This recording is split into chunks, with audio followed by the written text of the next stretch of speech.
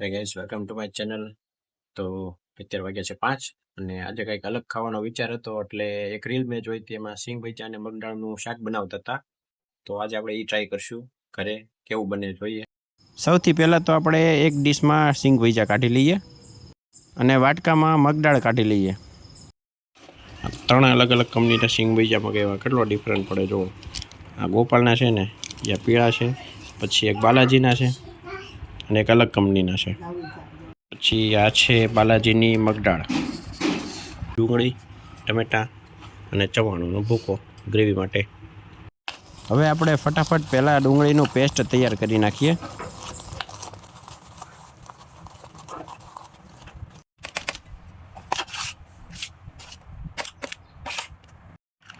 ચલો, ડુંગળીનો પેસ્ટ તો તૈયાર થઈ ગયો છે ચકાચક. अब बारी है टमाटर की.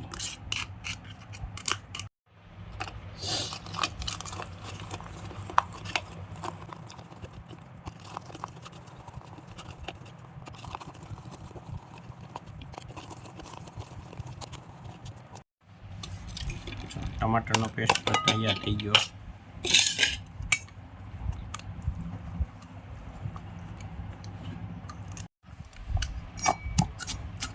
છે ચેવડાનો ભૂકો, એ પણ ઓલમોસ્ટ તૈયાર છે. ચાલો, તો સિંગ ભજીયા, મગદાળ, ડુંગળીનો પેસ્ટ ને ટમાટરનો પેસ્ટ એકદમ રેડી થઈ ગયું છે બધું. હવે ખાલી તપેલું ગોતવાનું બાકી છે. ચાલો, બધી વસ્તુ અત્યારે તૈયાર છે. તપેલું બધું આવી ગયું છે. તેલની માણી, સાણસી, ગેસનો ચૂલો, ગેસનો બાટલો. સૌથી પહેલાં તેલ.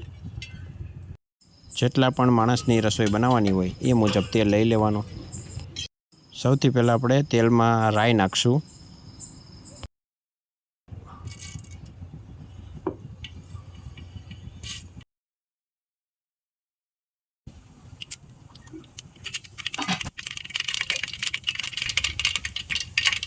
પછી આપણે વઘાણી નાખશું. ત્યારબાદ એમાં મસાલો નાખી દઈશું. પછી એમાં આપણે ડુંગળીનો પેસ્ટ તૈયાર કર્યો એ નાખી દઈશું. તેલ ઉડે નહીં એટલે ઘડીક આપણે ઢાંકી દેવાનું. ડુંગળી થોડી વાર હલાવીએ.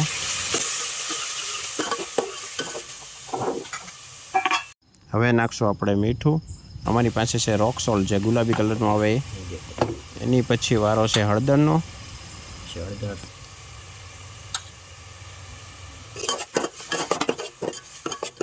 જ્યાં સુધી ડુંગળી થોડી બ્રાઉન કલરની ન થઈ જાય ત્યાં સુધી આપણે ટમેટા નહીં નાખીએ.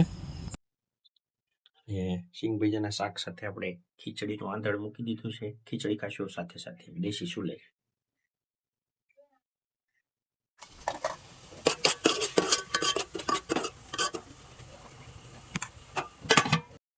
અહીંયા આપણે દેશી ચૂલા ઉપર, જે જૂના જમાનાના ગારના ચૂલા હતા તેની ઉપર ખીચડી આપણે મૂકી છે. ઓલમોસ્ટ તૈયાર થઈ ગઈ છે. હવે આપણે ટમાટરના પેસ્ટને નાખી દઈશું અને થોડી વાર હલાવીએ એટલે સરખી રીતે મિક્સ થઈ જાય.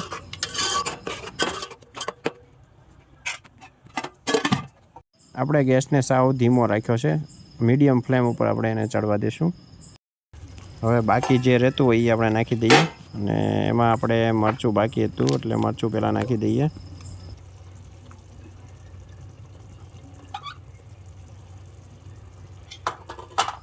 પહેલાં મિક્સ કરી નાખીએ આપણે.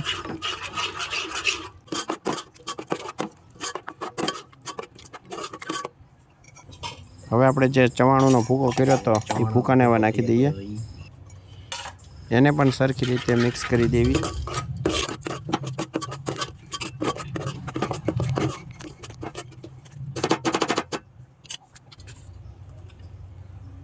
મરચું થોડું ઘટે એમ લાગે છે એટલે ફરી થોડુંક એડ કરીશું.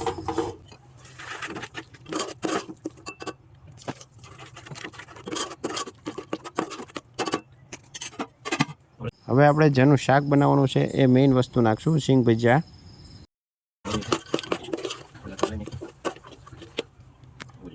ત્યારબાદ થોડીક અમથી મગદાળ, બંનેને સરખી રીતે મિક્સ કરી દઈએ. હવે રસ્સા માટે પાણી એડ કરશું અને આપણે બહુ વધારે પાણી નથી નાખવું, થોડી ઘણી ગ્રેવી ટાઈપ રસો બને એવી રીતે રાખશું.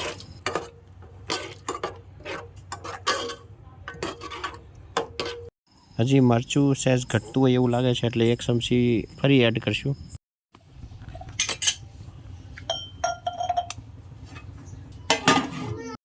બાજુના ચૂલા ઉપર ખીચડી પણ ઓલમોસ્ટ તૈયાર થઈ ગઈ છે અને આ બાજુ આપણું શાક પણ રેડી થવા ઉપર જ છે.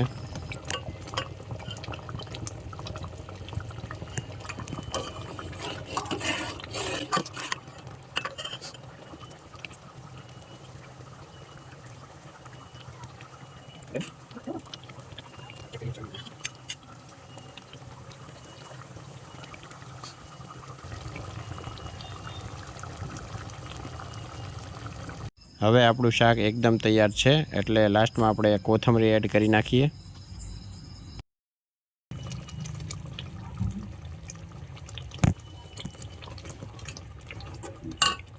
તો આ સાથે આપણો સિંગ ભજીયા અને મગદાળનું શાક કમ્પ્લીટ થઈ ગયું છે. ઉનાળો આવી ગયો, બહુ પરસો વળી ગયો, એટલું કઈ રીતે આપણે ચેક કરીએ શાક.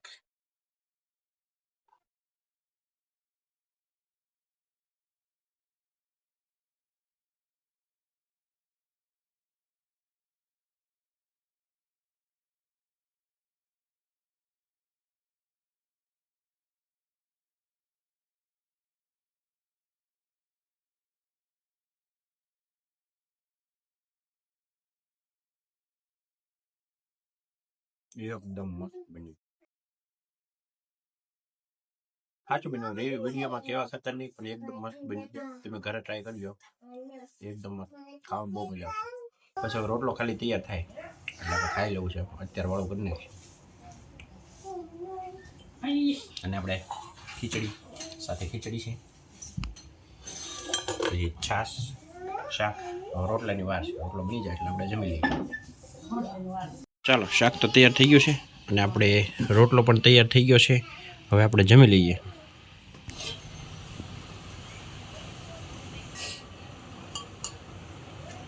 જલ્દીથી આપણે ડીશમાં કાઢી લઈએ.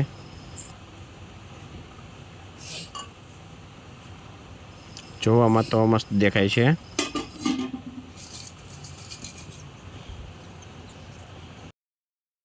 આ છે દૂધ, રોટલો અને ખીચડી જે લાસ્ટમાં જમશું. આપણે કાંઈ રસોઈના વ્લોગ બનાવતા નથી પણ આજે કાંઈક અલગ ખાવાનું મન થયું એટલે આ સિંગ ભજીયા અને મગદાળનું શાક બનાવ્યું છે અને એકદમ મસ્ત બન્યું છે ગાઈઝ. રિયલી ઘરે જરૂરથી ટ્રાય કરજો. બાકી ફરી મળીએ નવા વિડીયોમાં. ત્યાં સુધી જય હિન્દ, વંદે માતરમ, ગુડ બાય.